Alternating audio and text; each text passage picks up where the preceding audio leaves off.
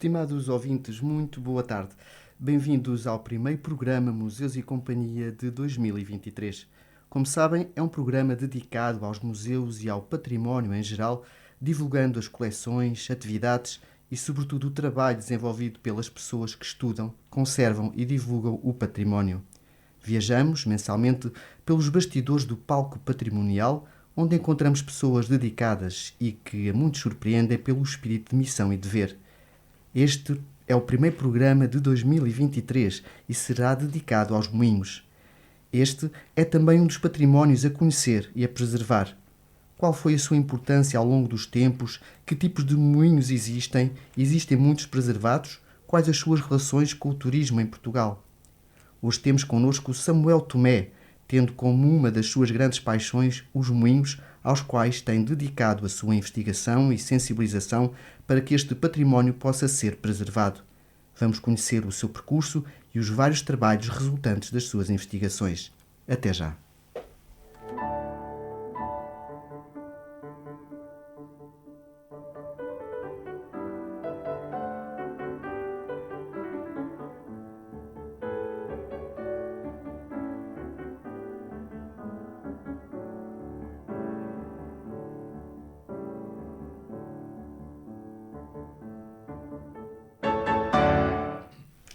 Samuel Tomé, boa tarde. Como é? Está tudo bem? Olá, boa tarde. Sim, está tudo. Olha, bem-vindo à ABC Portugal e obrigado por teres aceitado o nosso convite. Obrigado eu. Como é que foi a viagem até Orem? Correu bem? A viagem a Orem é sempre uma aventura. É sempre uma cidade com que eu tenho vários problemas. De orientação. De orientação, precisamente. Perdes-te nas ruas da cidade. Perco Mas uma referência, geografia da cidade. Uma referência é o Castelo de Orem, mas por acaso hoje estava no voeiro e era difícil haver essa referência. Samuel, fala-nos um pouco de ti. Tu és natural, és ribatejano. Sim, sou ribatejano. Sou. Vim estudar para Leiria, com 18 anos, como é normal, e fui ficando por cá. Mas continuo a ser de lá. Sim, mas, portanto, és da zona de Almeirim. Sim, né? Exatamente. E, portanto, como é que foi a tua vivência nesse meio? Também, creio, que junto a uma área da qual, e é por essa razão que estás aqui neste programa à volta dos moinhos, depois vamos falar sobre eles. Essa relação com o património na infância, sempre te atraiu o património? Eu sempre gostei muito de história. E acho que o património vem mais tarde, quando percebemos que a história e o património estão muito ligados. Apesar de recentemente ter feito algumas opções na minha vida, e a história acabou por ficar para trás em detrimento de outras ciências. Mas, portanto, liga-se um bocadinho a isto. E depois também, um bocadinho agregado a isto, sempre gostei muito de história local, de saber, conhecer o sítio de onde sou, e sempre foi uma coisa que aprofundei muito. Ao aprofundar muito isso, acabaram por aparecer outras coisas, acabamos por nos aperceber de outras coisas, e também acabamos um bocadinho por abrir perspectivas para que às vezes não é o óbvio, não é aquilo que chama mais a atenção, que é tão interessante, ou há coisas tão interessantes ou mais interessantes do que essas que chamam muita atenção, mas que não são tão conhecidas, e acaba por haver como é que eu ia dizer, um gosto especial por descobrir aquilo que ninguém sabe. O que está nos bastidores, digamos, ou que está em segunda linha, não é? Sim, o que está um bocadinho em segunda linha, às vezes não é bem que ninguém sabe, porque alguém tem que saber para eu conseguir chegar lá, mas as pessoas que sabem que aquilo existe, e que existe aquele património, vamos mesmo dizer isto, não a consideram património. Para eles aquilo não é património. E isto também agora traz uma outra discussão teórica, o que é o património e quando é que alguma coisa começa a ser património. Mas pronto, tem muito a ver com isto.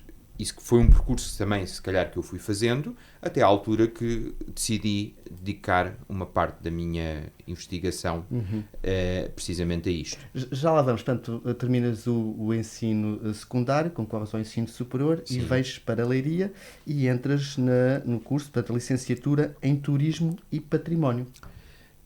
Eu entrei na licenciatura em Turismo, a meio apanho uma coisa que se chama Processo de Bolonha e passo à licenciatura de Turismo e Património. Portanto, isso não é uma licenciatura, é um bocado de duas, como eu costumo dizer. Dois em um. É um bocado. Mas foi reformulado. É vantagens, não é? Sim, mas pronto, eu acabei por ir ter aí, porque nós aos 18 anos não sabemos também muito bem o que é que queremos fazer da vida.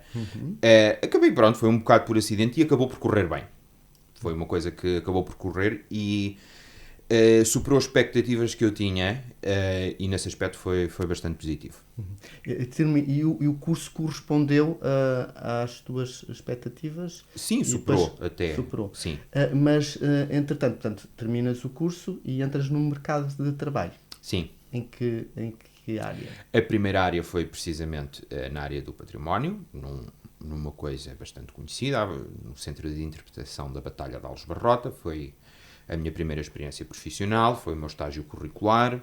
Quando acabei o estágio curricular fui convidado para fazer estágio profissional, portanto, e foi aí, digamos, o meu primeiro contacto com o mundo do trabalho foi precisamente nesta área do património. No património e dos museus, ou centros de interpretação. Sim, neste caso, sim. Muito próximos.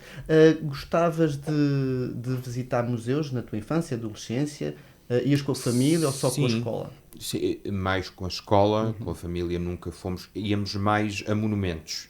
Museus, por acaso, era uma coisa que em termos familiares nunca chamou tanto os meus pais, não é? Porque também eram os meus pais que decidiam onde é que nós íamos, naturalmente. Mas sempre mais aquelas coisas, eu lembro-me, por exemplo, de irmos a Évora com muita frequência, portanto, aquela parte da zona histórica, do centro histórico, Capela dos Ossos, tudo mais. Lembro-me de termos ido a Estremoz também, portanto, a parte do Castelo de Estremoz. Portanto, sempre Castelo de Almorol também, portanto, um bocadinho estas coisas daqueles passeios do domingo à tarde, de Páscoa ou de dia de Natal. Portanto, sempre foi um bocadinho mais por aqui, sempre foi uma coisa que eu gostei muito. O que é que te atrai neste mundo dos museus? O que é que me atrai? Depende dos museus. Depende. Há museus que me atraem muito, há museus que me atraem muito pouco. Tem muito a ver com os temas e é uma vivência muito subjetiva, acho eu, de cada um. Por exemplo, fui há relativamente pouco tempo à Fundação Gulbenkian. Já tinha ido lá há muitos anos, já não me lembrava de nada daquilo e lembro-me que a primeira exposição sobre o mundo romano pronto, mas depois a exposição de arte do século XVIII, século XIX, uma coisa fantástica, fabulosa, a parte dos faraós também, que é a exposição temporária que lá estava, também foi muito boa, também gostei bastante. Portanto, às vezes isto é um bocadinho, eu acho que é mesmo subjetivo. Sim, portanto, passamos por várias fases, não é? Exatamente. E portanto, também depende do nosso percurso e sim, também disponibilidade, não é? Sim. Para períodos que vamos gostando mais de um tipo de museus ou de outros. Entretanto, também passas pelo mundo da hotelaria, certo? Sim, fiz. O grosso da minha carreira profissional até ao momento é na hotelaria. Estive lá durante 7, 8 anos, nem sei muito bem, agora de repente, mas pronto, foi o grosso, fui recepcionista de hotel durante muitos anos. Foi isso, pronto, também é a versão do turismo que eu também gostei, sempre o contacto com as pessoas e a recepção do hotel é uma coisa que permite muito isso. Acabamos por conhecer outras culturas, por exemplo, um dos sítios onde trabalhei tinha muito contacto com israelitas, nunca percebi muito bem porquê, mas era um hotel que estava muito bem visto na cultura deles, porque acho que eles próprios têm rankings, e quando vinham para a zona ficavam lá. Portanto, tínhamos muito esse tipo de público. É um público às vezes um bocadinho difícil, mas bastante interessante, pessoas bastante cultas, e era um público com o qual eu gostava de trabalhar. E, portanto, o treinar das línguas, não é? Também, sim, é sempre uma parte fantástica, às vezes quando ficamos ali tipo e agora como é que se diz isto? E agora como é que se diz isto? Dar a volta. Portanto, é do tipo, nós queremos dizer está calor, mas eu não sei como é que se diz calor, então digo que não está frio. É um bocadinho assim, mas pronto, conseguimos dar a volta. Portanto, o trabalho, portanto, numa recepção do hotel também muitas vezes dão informação de espaços a visitar em termos culturais e de património e museus. É muito importante também a formação nesta área para os recepcionistas. Não é? Sim, sem dúvida. Muitas vezes eu estabelecia quase itinerários turísticos para os clientes. Por exemplo, eu tinha um cliente que tinha 3 noites. Ali dizia-lhe, olha, hoje, amanhã o senhor pode ir, por exemplo, vai daqui, vai a Alcobaça, vai a Nazaré, vai a Óbidos, não sei o quê, e volta. Amanhã vai a Fátima, vai a Tomar, não sei o quê, e volta. No outro dia tem que ir para o Porto, portanto, a caminho pode parar em Coimbra, pode parar em Aveiro, pode não sei o quê. Depois dizia, naturalmente, o que é que ele podia visitar em cada um dos sítios. Óbvio que muitas vezes são as minhas experiências que estão a contar, outras vezes são aquelas coisas que toda a gente conhece, mas pronto, é como tudo na vida, não é? Eu também não posso conhecer tudo, mas acho que é importante haver sempre uma cultura geral daquilo que temos para oferecer e daquilo que as pessoas podem ver, que isso é uma dimensão muito importante e às vezes as pessoas dão muito valor se eu digo, eu já lá fui e gostei disto, olhe, vá lá e veja aquilo, é muito interessante. Sim. Essa parte é muito interessante. E portanto também as relações entre o turismo e o património e os museus, como é que estão essas relações? Achas que há uma articulação, um trabalho de costas voltadas, podia ser melhor? Eu agora estou, ainda ontem à noite estive a ler um texto, que já tem alguns anos, mas é um texto extremamente interessante, sobre, que entre outros assuntos, foca uma das grandes tensões que existe, e se calhar chamar-lhe grande tensão, estou a empolar muita coisa, não é uma tensão assim tão grande, mas entre o património religioso e o turismo. Portanto, o património religioso é hoje a base do turismo numa grande dimensão. Nós é que às vezes não temos essa noção. Os monumentos mais visitados em Portugal são o Mosteiro dos Jerónimos, a Torre de Belém e o Mosteiro da Batalha. A Torre de Belém é um monumento militar, os outros dois são monumentos religiosos. Aqui na região, e estou a falar região em sentido lato, não estou a falar em regiões administrativas, porque nada se coaduna com regiões administrativas. Os sítios mais visitados são o Mosteiro da Batalha, que é religioso, o Mosteiro de Alcobaça, que é religioso, Fátima, que esse aí toda a gente sabe que é religioso, mas tem sempre uma grande dimensão religiosa associada. Tomar também é um convento, portanto, as pessoas às vezes esquecem-se dessa dimensão. E há uma grande tensão, o texto que eu estava a ler era sobre Santiago de Compostela, entre o turista e o peregrino, portanto, a presença, e falava dos anos santos do Chacobel, a tensão que às vezes existe entre a promoção turística e a experiência religiosa das pessoas. Portanto, às vezes há um bocadinho, em determinadas áreas, alguma tensão. Por exemplo, também existe, isso é sempre uma coisa que eu ouvi falar, no Mosteiro de Alcobaça e no Mosteiro da Batalha, há missa.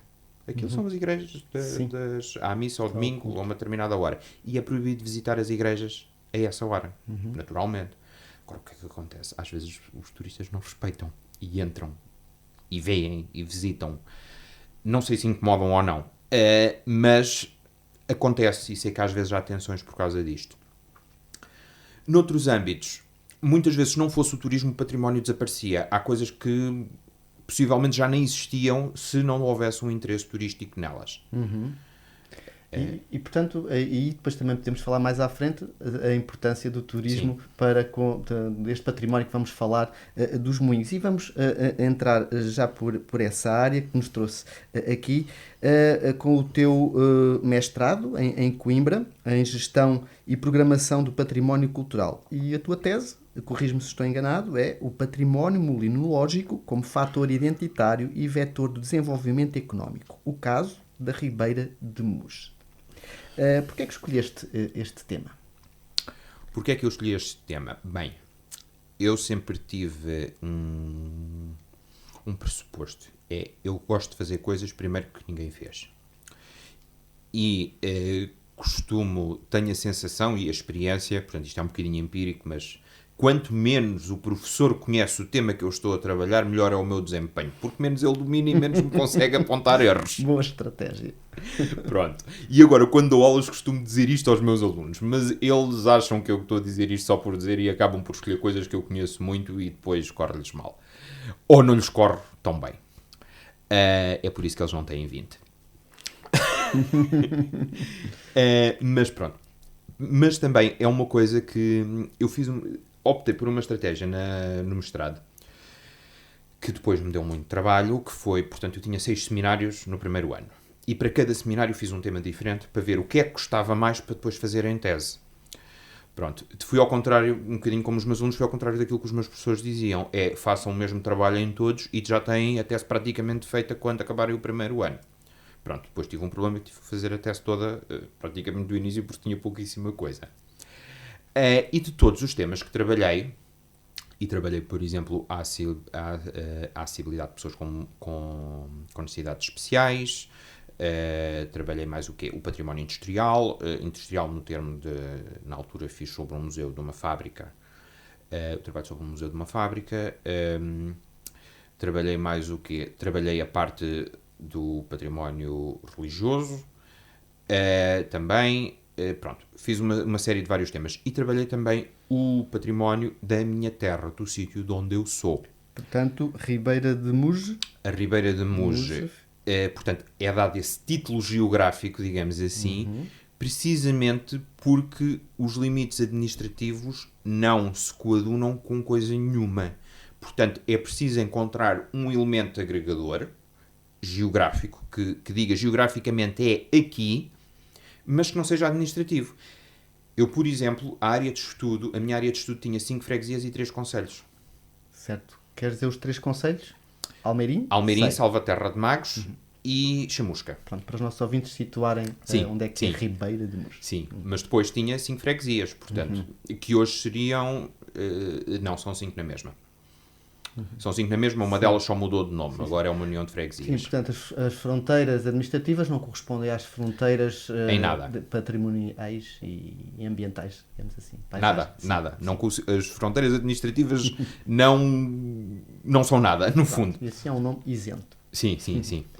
E, portanto, como é que foi esse processo? Portanto, tive um problema na altura e hoje já lhe consegui encontrar uma solução. Mas mesmo na altura entreguei tese, defendi tese e sempre um bocadinho com este problema, que é onde é que começa e onde é que acaba. Portanto, à medida que eu ia trabalhando, ia encontrando mais moinhos. Portanto, eu decidi, ok, vou fazer sobre moinhos. Então agora tenho que fazer um inventário, porque o inventário não existia. Sim. E o que é que te seduziu deste mundo dos moinhos? Não sei. Neste caso são moinhos de água, corrige-me se eu estou... Sim, são de água e também há de vento, um de vento, e há memória de mais 2. Porque depois também é isto, falei daqueles que já não existiam, mas existiram. E muito importante, sim, é isso, que é a investigação e realmente o resultado. E saber que eles existiram foi importante. Até porque depois consegui encontrar registros deles. Se calhar, se não me tivessem dito, olha, houve um ali, eu se calhar nem sequer fazia zoom no mapa que tem 100 anos, não é? Para perceber se estava ali assinalado ou não. E fiz e encontrei-o lá. Mas, portanto, o que é que me chamou a atenção? Olha, sinceramente, acho que sempre foi uma coisa que eu gostei muito. Sempre foi uma coisa que me chamou muito a atenção. Depois, o ex-libris patrimonial e histórico da minha terra é um paço do século XVI que está completamente em ruínas. E que quando foi comprado pelos plebeus, digamos assim, portanto aquilo era do rei, o rei deu a um conde, a um marquês ou a um nobre, pronto, e depois o nobre, como estava em falência, não é? Portanto, com a falência da nobreza, digamos assim, vai vender ao caseiro, porque o caseiro tinha mais dinheiro do que o patrão. Portanto, e o caseiro compra.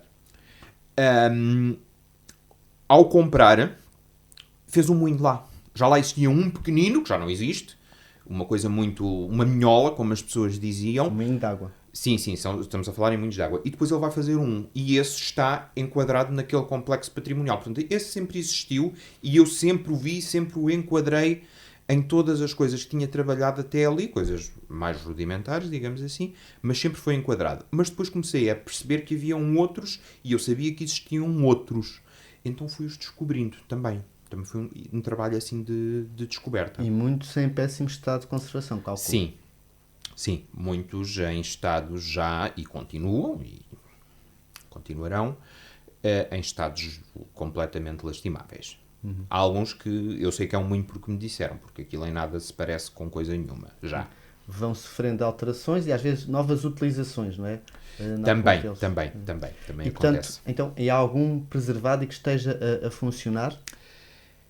Dos que eu trabalhei para a minha tese de mestrado, não.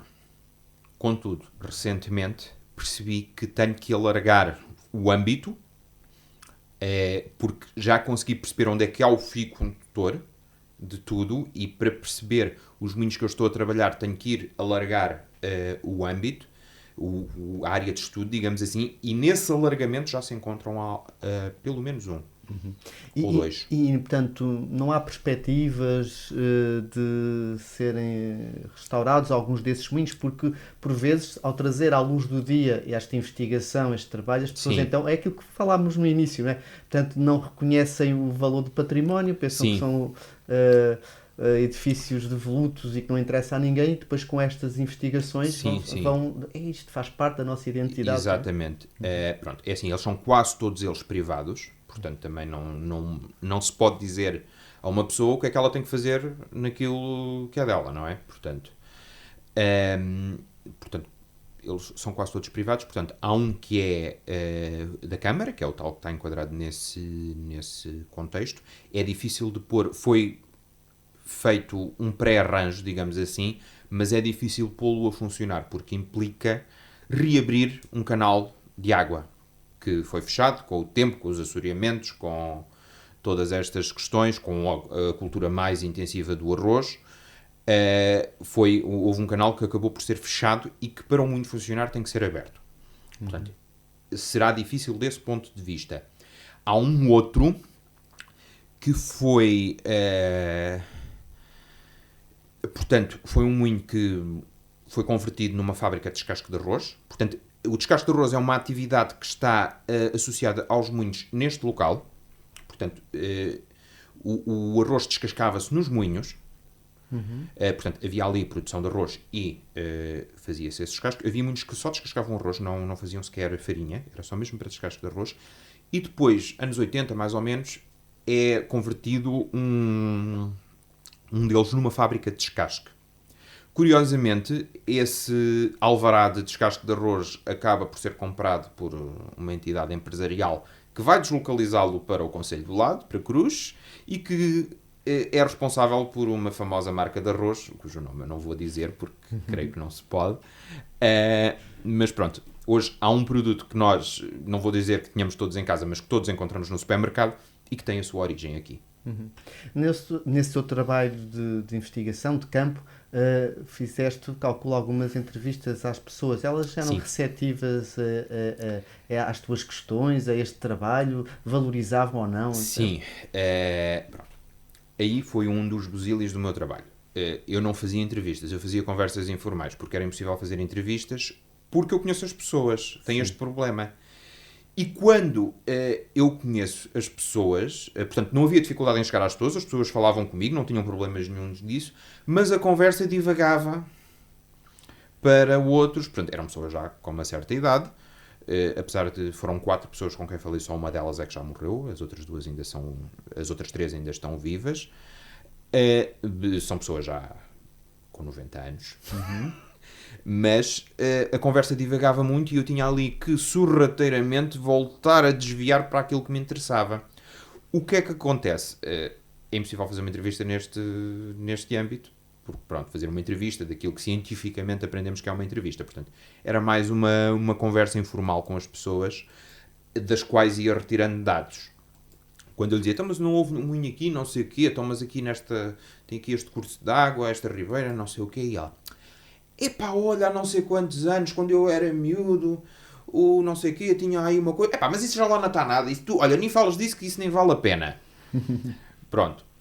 Há um bocado esta postura, o não querer, isto nem vale a pena, já não está lá nada. Sim, passou, não é? Exato, há um E bocado. não encontraste uns com saudade desse momento e o orgulho? Não, fui não. ajudar. Curiosamente, uma das coisas mais engraçadas teve a ver com os limites administrativos. A minha freguesia foi criada nos anos 50, 60, 50. E as pessoas da minha aldeia não se identificam com esta nova freguesia. Identificam-se com a freguesia de onde saíram.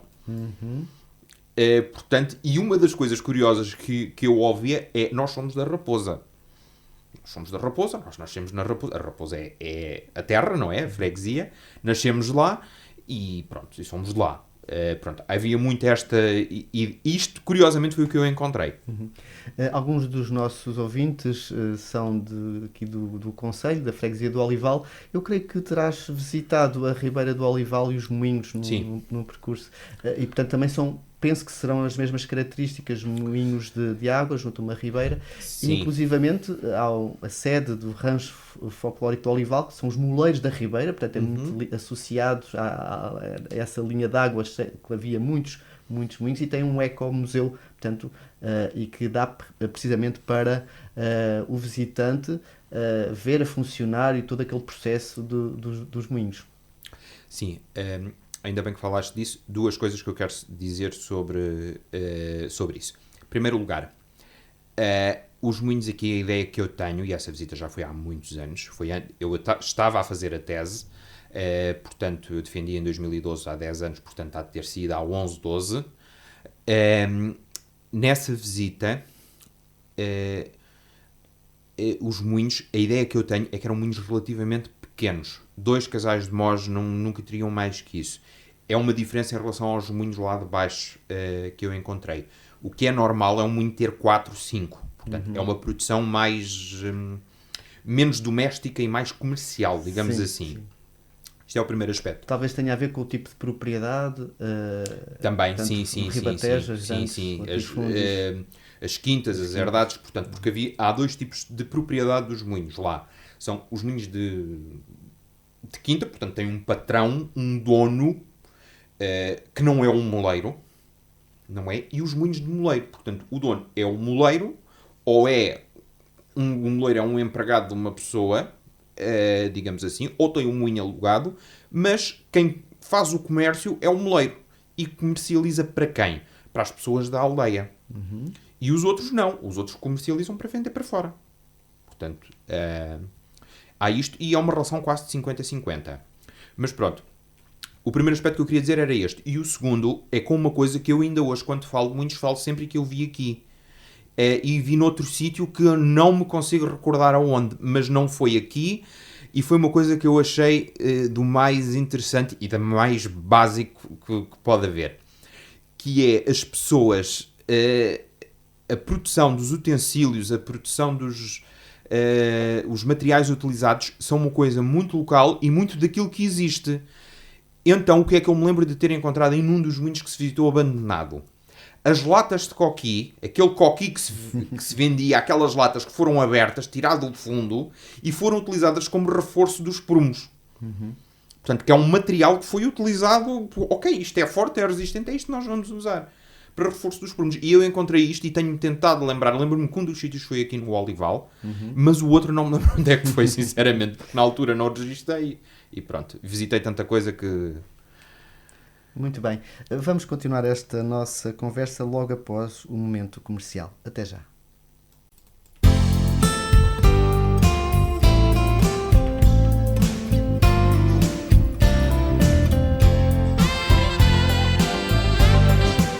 ABC Portugal. E voltamos à conversa com Samuel Tomé, onde falámos na primeira parte de moinhos e não só. E vamos, nesta segunda parte, continuar esta conversa sobre moinhos. Estávamos a falar do estado de conservação dos moinhos e também de vários tipos de moinhos. Os moinhos de água são mais ameaçados em termos de preservação do que os moinhos de vento? Eu acho que a ameaça é um bocadinho transversal, digamos assim. Agora, há muito mais moinhos de água do que moinhos de vento.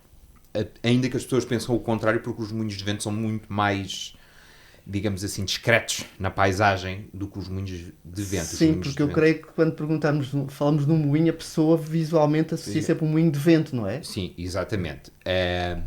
Os moinhos de água, e há muitas razões para isso, é uma coisa muito mais simples de manobrar e de trabalhar, por um lado. Por outro, os moinhos de vento são mais caros, portanto, não é só a complexidade do trabalho, é também o facto de ser mais caro.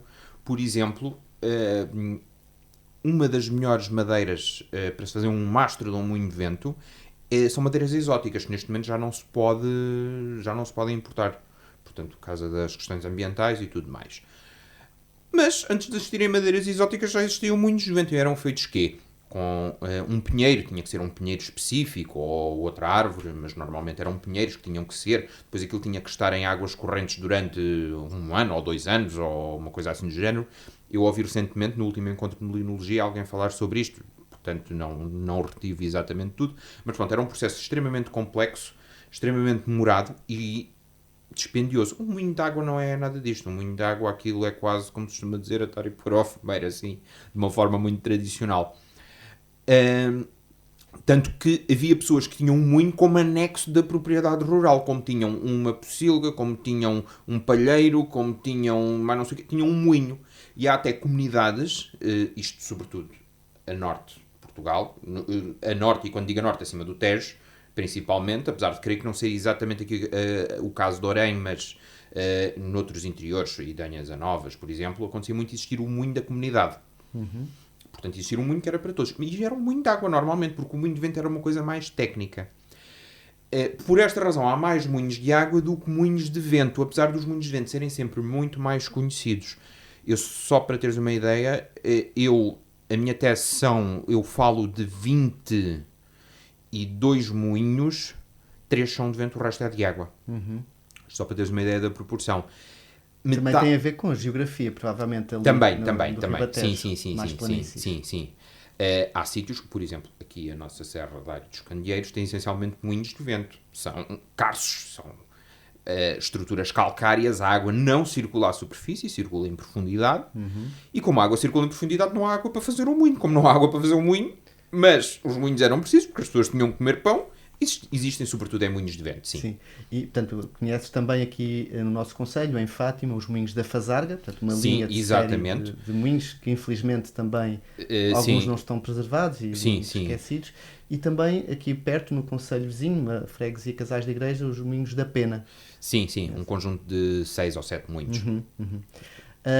A relação, nós temos vários exemplos bem-sucedidos, outros nem tanto, uma forma de preservar o património em termos de conventos, é a sua ligação ao turismo, a unidades hoteleiras. Exemplos isto pode ser uma solução para os moinhos de vento ou os moinhos de água para se preservarem? É uma solução com a qual eu não concordo muito, porque de muitos exemplos que eu já vi, acho que só vi um feito em condições para questões de alojamento. Posso dizer qual foi? Sim, estás à vontade. Em Penacova, concelho freguesia de Gavinhos, há um conjunto de moinhos que, se não estou em erro, serão uns 25, coisa do género, em linha, uma coisa linda de se ver. E que alguns deles estão recuperados para alojamento, e a freguesia, creio que se chama Friumes, não estou em erro, acho que é esse o nome. Agora, se calhar, já é uma união de freguesias, porque isto eu fiz tudo ainda antes desta história da união de freguesias. E aí, esse conjunto de moinhos, há um ou outro para turismo, para dormir, que está uma coisa muito bem conseguida. Há outros que pertencem também à entidade que explora a parte do alojamento e que também estão bem conseguidos para moagem, recuperados para moagem. E há outros que pertencem a privados, para moagem também. É uma coisa muito bem conseguida. Bem perto existem outros exemplos que foram completamente descaracterizados, colocados telhados, muitas vezes com telhas, rebocados, porque ali a arquitetura é muito... É o chamado moinho serrano, moinho de vento serrano, com paredes de silharia, portanto aquela pedra à mostra e tudo mais, foram rebocados, portanto uma coisa feia que, pronto, não consigo concordar. Conheço outros exemplos que nunca, com exceção deste que falei, foi o único que eu encontrei bem conseguido. Porque é preciso também, se calhar, um bocadinho perceber que não se pode fazer isto de qualquer maneira. Portanto, isto tem que haver normas para isto, tem que haver... por exemplo, foi agora inaugurado um hotel em Património da Humanidade. Não vou comentar, mas houve normas para aquilo ser feito. Aquilo não chegou ali a entidade hoteleira e fez ali o que lhe apeteceu, não é? Portanto, tem que haver normas. Claro. E se calhar nesta questão dos moinhos, para um património da humanidade há essa sensibilidade, tem que haver normas e tem que haver regras, mas para um moinho não há. Então fazem-se muitos disparates. Sim. Mas os museus, peço desculpa, os moinhos não têm, creio que haverá alguma associação ou uma rede, porque há pouco falaste por alto no encontro de mulinologia, há uma Sim. rede de portuguesa de moinhos. Sim, E outras existe associações. a Rede Portuguesa de Moinhos, é uma associação nacional, promove os encontros nacionais de mulinologia, que são de 2 em 2 anos, mas agora houve aqui um intervalo de meia hora entre os 2 últimos por causa da pandemia, não é? Como tudo, parou-nos muita coisa, e que está associada a uma entidade que ajuda nesta reconversão de moinhos. Portanto, quando uma entidade quer, normalmente são câmaras e juntas, não é? Porque é quem faz este tipo de intervenções, quando quer recuperar um moinho, eles são uma das entidades que responde e que fazem, como eles costumam dizer, o moinho tem que se olhar antes de se intervencionar, e tem que se olhar, e tem que se olhar, e tem que se olhar, e só depois de se olhar, e de se olhar muitas vezes, é que se intervenciona. É como uma vez um deles disse, nós chegamos lá, está uma pá, olhamos, tiramos uma foto e voltamos a pôr a pá no sítio onde estava. Portanto, antes de se mexer, antes de se intervencionar, tem que se registar, tem que se olhar muito bem para tudo. E não fazer às vezes como muitas vezes acontece em muitos, estão abandonados, vamos lá, fazemos uma limpeza, tiramos, está tudo podre, tiramos tudo. Pronto.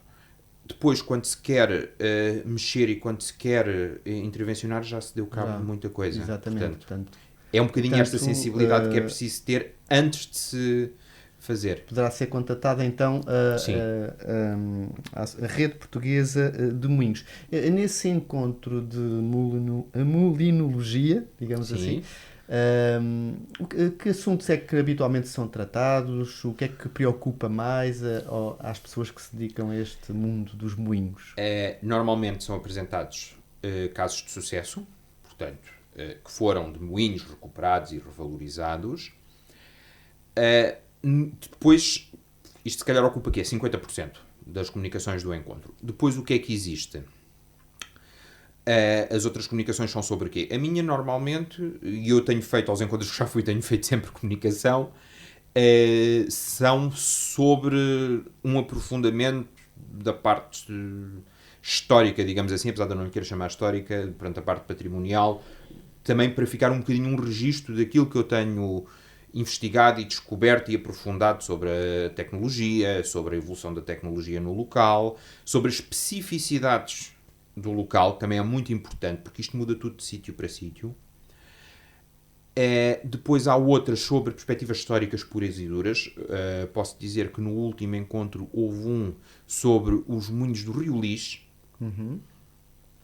que foi muito interessante. A pessoa que foi apresentar disse logo, eu não percebo nada de moinhos, mas estava a fazer uma investigação sobre isto, estava a fazer uma investigação sobre a Leiria e encontrei isto e achei interessante e decidi vir aqui falar, mas não percebo nada de moinhos. Portanto, no fundo foi só dizer que houve ali, se não estou em erro, uns 50 ou coisa do género, entre as Cortes e Leiria. Portanto, uma coisa completamente surreal, não é? Portanto, nós hoje olhamos... Sim, completamente. Sim, porque quando falamos nisso, hoje em dia associamos muito, e que tem várias utilizações, o Museu do Moinho de Papel de Leiria. Sim, pronto, conhecemos esse, há um resto de um nas traseiras da cidade de Leiria, e depois pronto.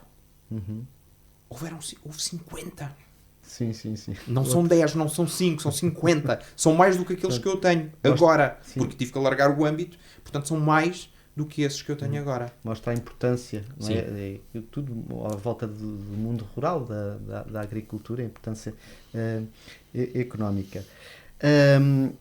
Academia Itinerário 14, é isso? Sim. Ribeira de Mouros. Sim. Que associação é esta? Então, é uma associação a que eu pertenço, com algumas pessoas da minha terra que se interessam pela valorização do património e da história local.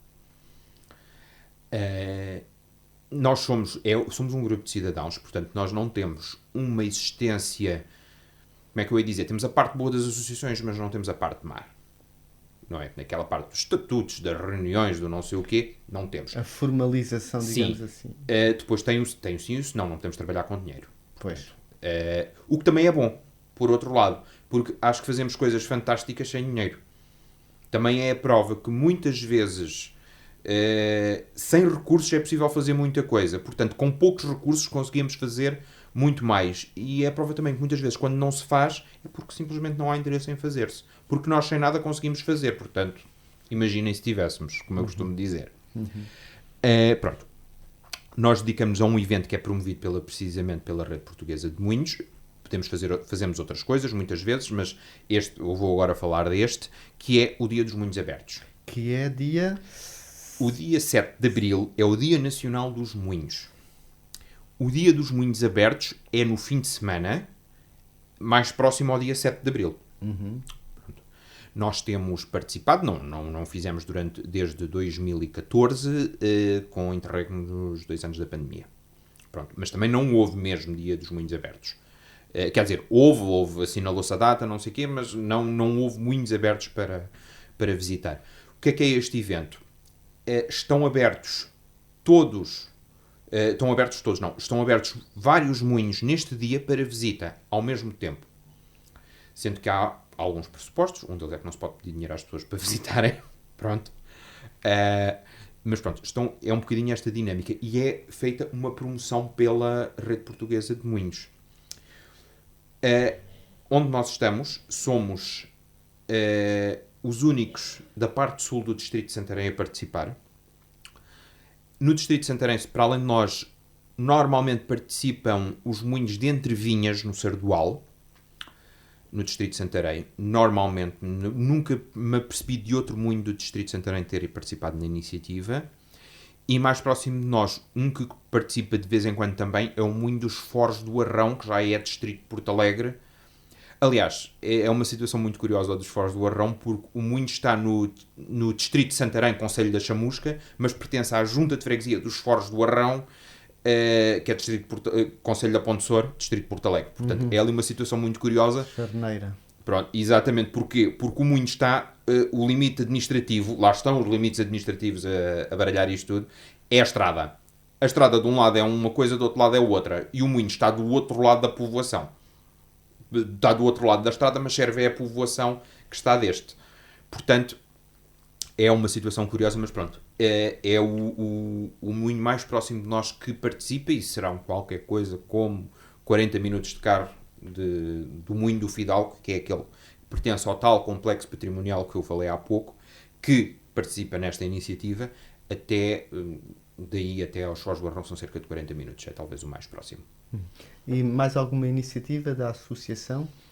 Depois fazemos mais coisas, umas têm a ver com moinhos, outras nem tanto. Lembro-me que houve um ano que, portanto, o moinho que nós inscrevemos na iniciativa não funciona, ou seja, não é possível tê-lo funcional. E acho que involuntariamente nós inserimos esta coisa inédita no Dia dos Moinhos Abertos, que é o moinho não está a trabalhar, e acho que fomos os primeiros com o moinho que não trabalhava a participar na iniciativa. E então temos sempre uma atividade no moinho para dinamizar um pouco. Ou uma exposição, já fizemos uma exposição de telas, portanto, de um dos elementos da academia que é uma artista, portanto, fez uma exposição sua. Já fizemos lançamento de livros. Em 2017 assinalámos o centenário da Batalha de Lalis, porque a Batalha de Lalis foi a 9 de Abril e o Dia dos Moinhos Abertos nesse ano calhou a 9 de Abril.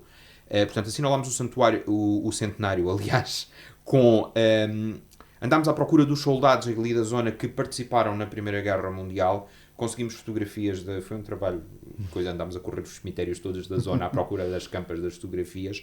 As pessoas entravam e diziam, olha ou não sei quantos, olha ou não sei que mais, olha... Pronto, foi uma coisa muito, muito interessante. Portanto, há sempre uma atividade para dinamizar. Já fizemos uma peça de teatro também. Mas pronto, e houve um ano que houve uma... devíamos fazer um colóquio, um congresso, assim, uma coisa assim. Eu, mas não, é impossível, no dia dos Moinhos Abertos, quem nós podemos trazer para isto está a participar nos Moinhos Abertos só da sua terra. Então houve uma altura que fizemos depois em maio, um colóquio, e que foi bastante interessante. Depois fizemos um outro colóquio também sobre o culto mariano, já que estamos aqui relativamente próximos de Fátima. Também foi uma coisa interessante, a importância cultural deste culto, que também está um bocadinho inscrita na nossa matriz cultural, a festividade e a romaria à Senhora do Castelo em Cruz, a Nossa Senhora do Castelo, que acontece a 15 de agosto, a procissão como o ponto alto daquelas celebrações.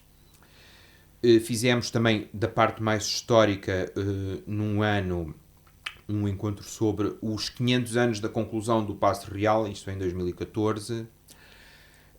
Assinalámos também com uma palestra com como é que se chama? A Academia Portuguesa da História. Portanto, veio um dos membros da Academia Portuguesa da História fazer uma palestra sobre Frazão de Vasconcelos, que foi o primeiro estudioso sobre aquele paço que nós lá temos, que está agora em ruínas, portanto, e que faz um relato em 1926 muito interessante sobre o estado em que ele estava naquele momento. Portanto, e veio essa senhora porque ele foi académico de número, portanto é um dos principais da Academia Portuguesa da História. Uma série de iniciativas. Falavas há pouco da procissão e provavelmente haveria muitas ofrendas e o milho, não é? A farinha, digamos assim, nessas procissões às vezes há essa devoção e essa ligação. Mas voltando aqui à sensibilização deste património, que muitas vezes é esquecido, por vezes temos que trabalhar com as escolas. Há alguma parceria, alguma atividade dessa associação, ou da associação onde fazes parte, ou então da rede portuguesa de Moinhos, o trabalhar com as escolas? Nós não temos nada assim muito concreto. Nunca nos pediram, portanto, só houve uma vez que nos pediram um apoio foi numa altura de férias da Páscoa para as crianças lá da aldeia que estavam nos ATLs da Páscoa. Nem sei se o ATL é o termo exato para aquelas atividades, mas pronto. Pediram-nos, portanto, também era uma moça lá da terra que estava com eles, né? Quem conhecia-nos, não sei o quê, entrou em contato connosco e pediu, e eu fui lá e abri e falei com eles, com a devida autorização do município, porque nós, não, como eu disse há bocado, nós não gerimos nada, não somos responsáveis por nada. Foi a única vez, portanto, se calhar também por esta informalidade acabamos por não estabelecer esse tipo de relações que seriam muito interessantes. Posso falar do outro extremo. Quando fizemos uma peça de teatro, estava uma assistente social do Lar da Santa Casa da Misericórdia a assistir. No final veio ter connosco e disse-nos: vocês têm que ir ao lar fazer isto para os velhotes. E fomos no Dia dos Avós, que é em julho, se não estou em erro. É dia 26 de julho, Pronto, dia de Santana e São Joaquim. Fomos no Dia dos Avós fazer esta peça, a peça de teatro que nós fizemos, que era sobre a candonga no moinho, portanto, no tempo de Segunda Guerra Mundial e Guerra Civil de Espanha, o tráfico que os moinhos faziam de farinha e de arroz durante a noite, porque estavam proibidos de trabalhar por causa do racionamento. Fomos fazer uma peça sobre isso. E foi muito interessante. São essas experiências e essas histórias que nos marcam. Estamos quase a terminar o nosso programa, não sei antes de perguntar qual é o teu sonho para a molinologia em Portugal?